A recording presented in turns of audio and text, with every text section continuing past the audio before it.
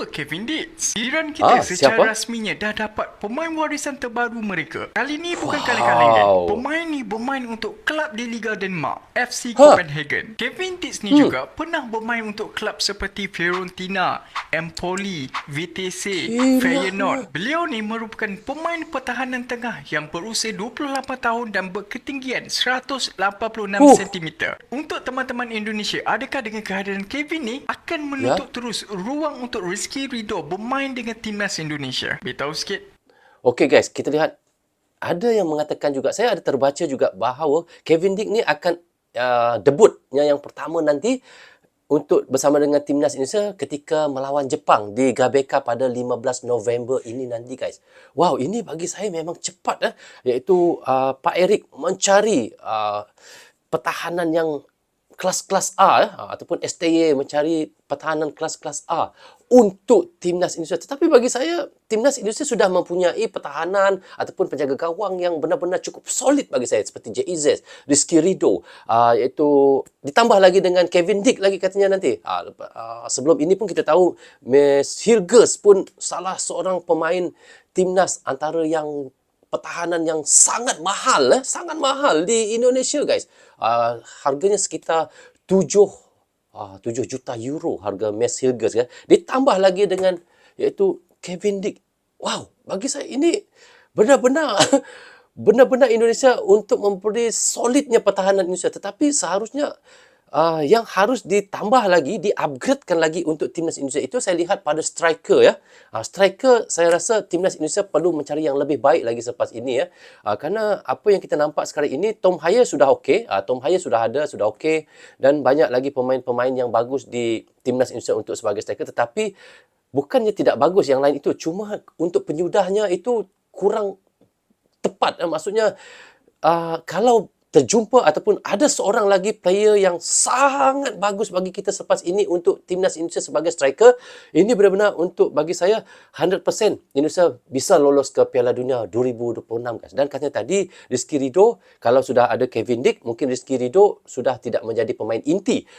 Bagi saya Sintayong lebih mengetahui siapa yang lebih untuk menjadi pemain inti utama dan adakah Kevin Dick ataupun Rizky Ridho. Tetapi saya lihat di dalam timnas Indonesia untuk pemain yang benar-benar terbaik untuk pemain sebagai pertahanan, iaitu pertama JIZ dan kedua Rizky Ridho. Sekarang ini gabungan antara Rizky Ridho dan JIZ ini sudah sangat-sangat mantap guys.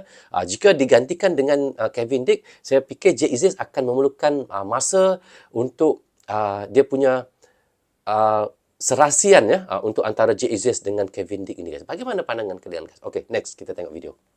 Breaking news guys, PSSI resmi akan menaturalisasi 2 pemain baru di bulan Oktober ini. Dan nama-nama calon pemain timnas Indonesia yang semakin kuat rumornya beredar itu ada 4 pemain guys. Nama-nama tersebut adalah Kevin Dick, Jairo Ridho, Emil Audero, dan Pascal Struij. Ya, jadi info tentang naturalisasi di bulan Oktober ini itu bukan hanya sekedar rumor guys.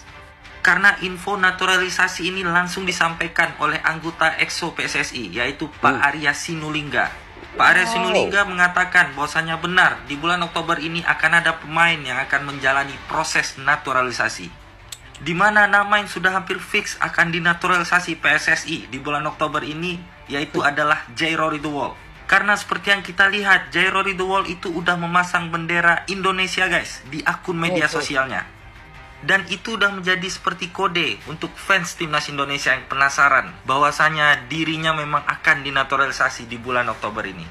Nah, tinggal 1 pemain lagi guys. Kira-kira siapa nih yang akan menemani Jairo Ridho untuk diproses naturalisasinya di bulan Oktober ini? Apakah itu Kevin Dick, Emil Audero, atau Pascal Struij? Coba kalian tulis di kolom komentar. Wow guys, kita lihat ya, Ready World akan bersama dengan Indonesia. Harganya guys 52,14 miliar rupiah ya. Dan baru saya lihat harga Kevin Dick adalah 69,53 miliar rupiah ya. Masya Allah, luar biasa guys. Yang paling mahal sekali saya lihat di sini adalah siapa guys? Iaitu Pascal Struij. Pascal Struij ni guys. Harganya di sini 260,72 miliar rupiah. Gila guys, ini antara pemain-pemain yang termahal Dan boleh kita katakan di dalam seluruh negara ASEAN ini, nombor satu adalah negara yang mempunyai pemain-pemain termahal adalah Timnas Indonesia ya. Yang sekarang ini yang saya tahu adalah Miss Hilgers lah. 7 juta euro harganya. 7 juta euro guys. Berapa banyak stadion yang bisa dibangunkan dengan 7 juta euro guys. Saya gadai tanah, saya gadai rumah, saya gadai mobil, saya gadai jantung, saya gadai buah pinggang, ginjal. Oh, belum dapat lagi harga 7 juta euro untuk dapatkan Miss Hilgers. Ini ditambah lagi dengan pemain-pemain yang lain seperti Pascal Strujic, Emil Odiro, Kevin Dick, Jairo, iaitu Dewal. Oh, gila nih guys. Ini bagi saya sudah seperti melihat pemain-pemain Eropah yang bermain di dalam ASEAN. Gila. Memang benar-benar. Benar, saya rasa full abroad, luar negeri, full abroad daripada pemain-pemain Eropah untuk timnas Indonesia guys. Tetapi kita kena tahu, kena sadar ya, bahawa arti mereka ini, walaupun mereka ini adalah pemain-pemain naturalisasi daripada Eropah untuk dijadikan pemain timnas, mereka adalah keturunan Indonesia. Mungkin daripada neneknya, datuknya, iaitu daripada maknya, bapaknya, kita tidak tahu. Pasti ada keturunan. Karena kita lihat di sini mereka itu walaupun orang Eropah tapi rambutnya semua hitam-hitam. Artinya di sini memang benarlah mereka ini adalah keturunan daripada Asia Tenggara ya. Okey. Tar dulu. Ini serius ini. Ya, serius ini. Timnas Indonesia ini. Guys, gila. Gua nggak pernah nyangka Indonesia bakal punya skuad semewah ini, guys. Ini kemungkinan besar 3 back yang akan diturunkan oleh Coach Sintayong seandainya Kevin Dick sudah selesai naturalisasinya, guys. Gila. Yang satu di FC Copenhagen, yang satu di Venezia, yang satu di FC Twente. Skuad macam apa ini, guys? Yang satu main di Serie A, yang satu di Eredivisie, yang satu di Superliga Denmark. Luar biasa sih guys, sumpah ini ngeri nih squad kita ya. Lihat di atas, Kevin Dix udah biasa main di Liga Champions Eropa guys. Miss Hilgers kemarin baru main lawan MU di European League ya. Ini juga kapten kita nih, JXS, udah biasa ngawal striker-striker tajam Serie A guys. Lihat Morata kemarin juga ada Moses Ken. Ini juga nih Kevin Dix udah biasa ngelawan macam Erling Haaland ya. Terus juga tuh Miss Hilgers kemarin udah biasa ngelawan Zidze. Terus squad kayak gini mau turunin di Piala AFF. Aduh. Jangan. Yang gini tuh tangga mana bisa. Apalagi ini nih kipernya ya. Aduh, udah deh. Ya janganlah masuk Piala AFF lagi, udah nggak usah ya. Udah kasih aja ke U20 atau enggak ke U22 ya AFF-nya. Ini skuad termewah yang pernah gua lihat guys. Lihat cadangannya aja ya. Ada yang main di Champions League, Liga 2 Inggris. Ada yang main di Liga Belgia ya. Ada yang main di Eredivisie. Buset dah. Belum lagi dari Liga 1 yang memang pemainnya bagus-bagus kayak macam Rizky Ridho ya. Waduh, keren-keren pokoknya. Waduh, pokoknya mah jangan heran guys kita ya. Kalau tiap bulan kita ini di Here We Go In terus sama Fabrizio Tohir ya. Dengan komposisi squad kayak gini guys, memang gak heran sih ya. Hajime Moriyasu, pelatihnya Jepang itu ngomong kalau misalkan timnas Indonesia lah yang akan mewakili bersama Jepang masuk ke Piala Dunia guys. Ya karena lihat aja skuadnya kayak gini guys. Dan emang faktanya guys ya, timnas Jepang dan timnas Indonesia yang belum pernah terkalahkan di grup C ini guys.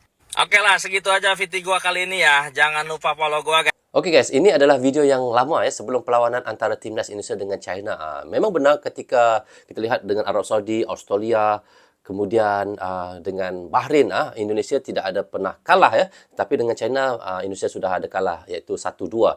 Dan apa yang saya lihat di sini ya, apa yang sudah timnas Indonesia ataupun PSSI lakukan untuk timnas Indonesia ini memang sudah gila guys, gila. Memang pemain-pemainnya mahal-mahal semua. Bermain di Serie A, bermain di Liga Denmark, bermain di saya mau sebut guys, ini adalah itu yang seperti saya ulang-ulang katakan tadi.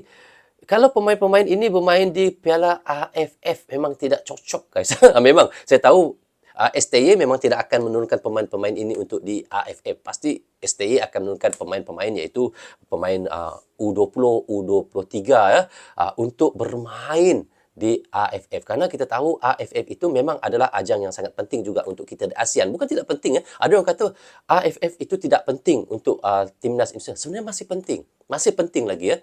Kenapa saya bilang masih sangat penting untuk timnas Indonesia? Dia di AFF itu, walaupun kita lihatnya pemain-pemain inti tidak diturunkan di AFF itu, tetapi kita bisa melihat untuk pemain pelapis-pelapis yang cocok untuk dibawa untuk bermain di Grade A, untuk bermain bersama dengan inti-inti yang timnas Indonesia yang sebenar. Daripada situ nanti STY bisa menilai, okey, dia ini bagus untuk dimain untuk di inti timnas Indonesia. Jadi di situ nanti STY ya, Pak Indra Sajafri, Pak Indra Sajafri, Pak Indra Sajafri, susah mau sebut. Ada orang bilang saya, Bang Brozul, jangan sebut Pak Indra Sajafri, Pak Indra Jafri, macam tu sebutnya. Okey, maaf kalau salah ya. Jadi memang saya rasa di situ ya, STY pasti akan menurunkan pemain-pemain lapis 2 dan pemain-pemain U20 untuk bermain di AFF. Mereka tidak akan turunkan pemain-pemain seperti ini, dan saya tahu klub-klub mereka pun tidak akan mengizinkan pemain-pemain Grade A mereka yang sudah abroad di Eropah untuk bermain AFF. Memang takkanlah Jay Izzes main untuk AFF, Mercedes main AFF, Kevin Dick main AFF, kemudian apa? Martin Pais main AFF. Wah, lucu guys, kalau ini pemain-pemain yang untuk AFF, pasti mereka hanya untuk di timnas Indonesia yang inti, yang senior saja ya. AFF pasti Indonesia akan turunkan U20 pemain pelapis. Itu sudah pastilah ya. Bisa untuk STY, Pak Erik, untuk pelatih-pelatih lain melihat siapa yang paling cocok nanti daripada AFF itu untuk dibawa masuk ke pemain inti yang sebenar. Betul guys ya? Benar ya? Oke, next. Sumpah, gak percaya gue sekarang sama omongan Pak Erick Thohir nih. Waktu itu dia bilang susah ngerekrut Jairo Redwell ini buat masuk ke timnas Indonesia ya. Tapi ternyata kemarin ada channel YouTube-nya dari Belanda, Football Premier, yang wawancarain Mauro Zylstra ya. BTW Mauro Zylstra juga calon striker Indonesia guys ya, yang bakal dinaturalisasi nanti. Udah dalam proses guys. Nah, mereka bilang selain Mauro Zylstra ini, Jairo Redwell juga ternyata sedang dalam proses guys. Aduh, nggak percaya gue sama omongan Pak Erick Thohir ini, bener deh. Nggak percayanya dalam arti konotasi baik ya guys ya. Ya, dalam tanda kutip baik ya. Ya gimana enggak, dia bilang susah. Tapi tiba-tiba nanti ada salaman aja. Ini kalau yang nggak tahu, dia ini pemain bagus guys ya. Jairo Redwell ini pemain bagus. Kata Coach Justin juga, dia ini pemain bagus nih. Dia pernah 7 tahun main di Crystal Palace ya, di Liga Inggris guys. Tapi sekarang dia udah pindah ke Royal Antwerp di Liga Belgia. Ini pemain udah mateng. Kalau misalkan seandainya dia jadi, lini tengah kita nggak tergantung lagi sama Tom Haye guys. Ya, jadi beban Tom Haye nanti main di lapangannya terbagi sama Jairo Redwell ini. Kalau lo nggak percaya, lihat di Instagramnya ya. Jangan salah fokus sama gambar di Instagramnya, tapi lihat dia cuma nantumin bendera Indonesia di bio-nya guys. Oke guys, kita lihat ya. Selepas ini Tom Haye akan tidaklah terlalu kerja keras ya untuk menjadi pemain midfielder sebagai di timnas Indonesia, karena sudah ada iaitu Jairo Redwell ya. Redwell susah juga mau sebut namanya ni guys. Jadi kalau sudah ada dua orang seperti Tom Haye ini guys, saya tahu, saya yakin timnas Indonesia pasti mempunyai pemain-pemain umpan yang sangat-sangat ternilai di dalam lapangan guys Karena sudah ada Jairo Redwell, sudah ada Tom Haye. Sebelum ini saya pernah dengar kata, kenapa tidak ada lagi 3 ataupun 4 pemain seperti Tom Haye. Sekarang kita lihat PSSI ataupun Pak Erik sudah menambah 1 lagi pemain yang kaya ataupun setara dengan Tom Haye. Selepas ini pemain-pemain midfielder Indonesia, wow, benar-benar saya kata grade A guys.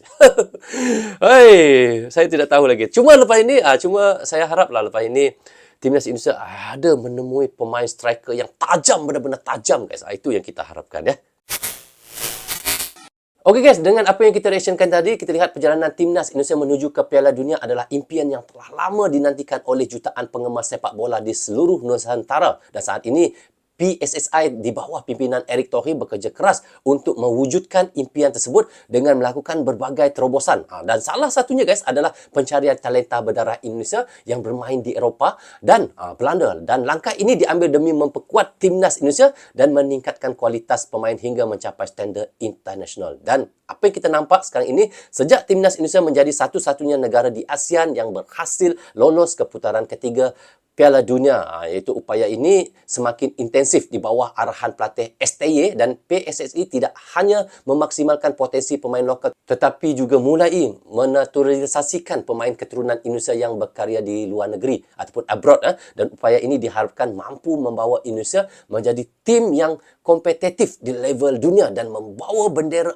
ASEAN ke panggung Piala Dunia. Itu bendera Indonesia lah. Dan apa yang kita nampak sekarang ini sejak Pak Erick Thohir mengambil alih kepimpinan PSSI, iaitu upaya mencari pemain keturunan semakin gencar guys. Dan beberapa pemain dengan nilai transfer tinggi dari Eropah menjadi target utama, dan termasuk Max Hilgers yang saat ini menjadi pemain yang paling mahal di timnas Indonesia dengan nilai 7 juta euro atau setara dengan 119,7 miliar rupiah, dan disusul dengan Tom Hyer dengan nilai 3 juta euro atau kita sebut 51,5 miliar rupiah. Dan kehadiran pemain-pemain ini diharapkan mampu membawa kualitas baru bagi timnas Indonesia. Benar guys ya? Jadi langkah PSSI untuk menaturalisasikan pemain yang berkarya di luar negeri ini bukanlah hal yang baru, namun dengan dukungan kuat dari pemerintah dan manajemen PSSI yang lebih terstruktur, proses ini kita lihat menjadi lebih efisien dan terarah, dan tujuan jelas memperkuat timnas Indonesia agar dapat bersaing dengan negara-negara kuat di Asia dan dunia ini. Dan apa yang kita lihat, timnas Indonesia harapan besar kini tertuju pada Piala Dunia 2026, di mana seluruh masyarakat ASEAN berharap Indonesia bisa menjadi wakil pertama dari kawasan ini yang lolos ke putaran final setelah sekian lama sebelumnya negara-negara seperti Vietnam, Thailand pernah mencuba untuk lolos namun selalunya gagal di babak akhir. Dengan semakin banyaknya pemain berkualitas yang bergabung dengan timnas Indonesia, ada yang harapan besar bahawa skuad Garuda dapat mewujudkan impian ini. Dan para penggemar di ASEAN pun mula menaruh harapan pada Indonesia sebagai tim yang mampu katanya mengharumkan nama kawasan ini di panggung sepak bola internasional. Saya pun sangat-sangat mengharapkan guys ya. Jadi guys, harapan saya dan dukungan untuk timnas Indonesia sebagai tetangga dan saudara di kawasan ASEAN, kita tentu bangga ya apabila melihat perkembangan pesat timnas Indonesia dan khususnya dalam hal rekrutmen pemain kelas dunia, dan harapan agar Indonesia bisa menjadi kebanggaan ASEAN di Piala Dunia semakin nyata, dan langkah strategis yang diambil oleh PSSI dan Pak Erick Thohir. Kini kita lihat tinggal bagaimana seluruh elemen sepak bola Indonesia termasuk para pemain, pelatih dan penggemar bisa bersatu untuk mewujudkan mimpi ini. Jadi guys, bagaimana pandangan kalian tentang masa depan timnas Indonesia dan langkah-langkah yang diambil oleh PSSI? Apakah kalian juga merasa optimis bahawa Indonesia akan segera lolos ke Piala Dunia? Sampaikan pendapat kalian di kolom komentar di bawah ini. Jadi guys, rasanya sampai di sini saja untuk reaction kita kali ini. Apapun saya ucapkan terima kasih kepada anda yang sentiasa mendukung Brozo Channel daripada dulu hingga sekarang, dan bagi teman-teman yang baru saja hadir, jangan lupa klik butang subscribe dan klik tombol loceng, tanda dukungan teman-teman kepada Brozo Channel. Yang baik semuanya datang daripada Allah SWT, yang salah dan silap datangnya daripada saya sendiri. Assalamualaikum. Goodbye. Bye-bye.